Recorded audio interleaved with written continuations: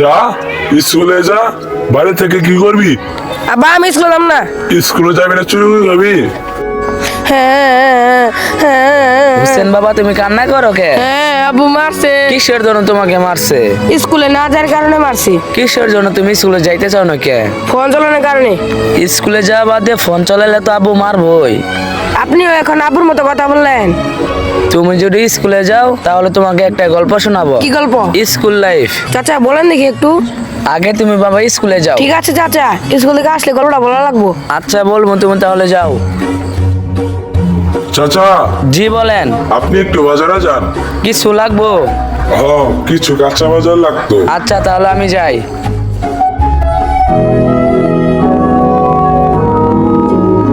চাচা আমি স্কুল থেকে আসি, আপনি তাহলে গল্পটা বলেন। শোনো তাহলে, আমাদের এই স্কুলটা শুরু হয়েছিল 2000 সালে। বন্ধু, আজকে আমার সত্যি অনেক ভালো লাগতেছে রে। ওই হোসেন তো একটা ভিতুরে।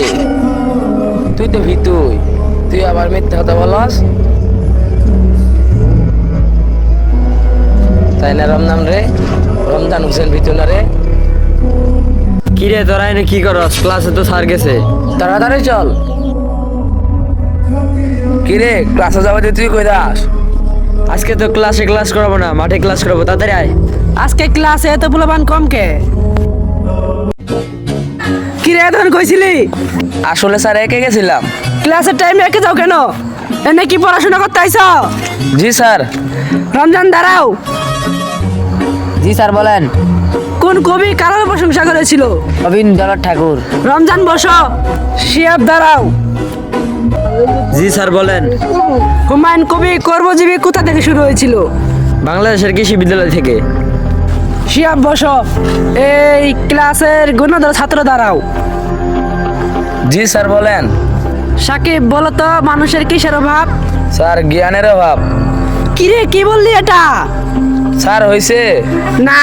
স্যার আপনার যদি জ্ঞান থাকতো তাহলে আমাকে এই প্রশ্নটা করতেন না। এ চপ বসই। স্যার টিফিন দিয়ে দিছে। কালকে সময় মতো পড়াটা শিখে আসিস। Okay sir.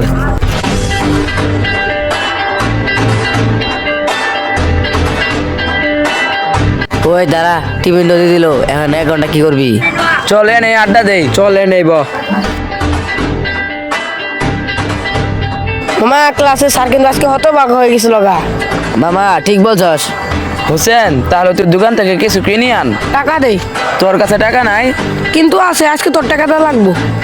মামা আমি পাবো না। আমি হয়তো আনবো না। আমি টাকা দিলে তোর কিন্তু আনতে হইব। কসম আমি আনবো। এই নে তাহলে 1 টাকা। বেশি বুঝলে যা হয় রে বন্ধু। অতি চালাকে গলায় ধরি। যা এখন তাড়াতাড়ি নেবি। মামা আমার একটু চাপছে, আমি গেলাম। তাড়াতাড়ি আসিস, নাহলে খাবার শেষ হয়ে যাবো গা।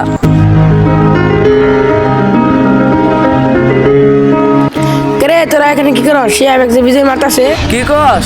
ওই টকবগের খবর আছে?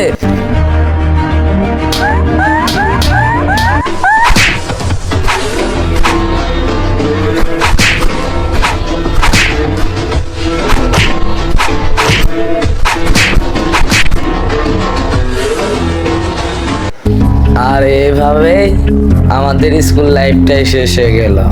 এখন হাজার চাইলেও সেই আগের স্কুল লাইফটা ফিরে পাবে না। তাই আমি বলি কি, সময় থাকতে মূল্য দাও। সময় ফুরাই গেলে তখন হাজার মূল্য দিলেও কাম হবে না।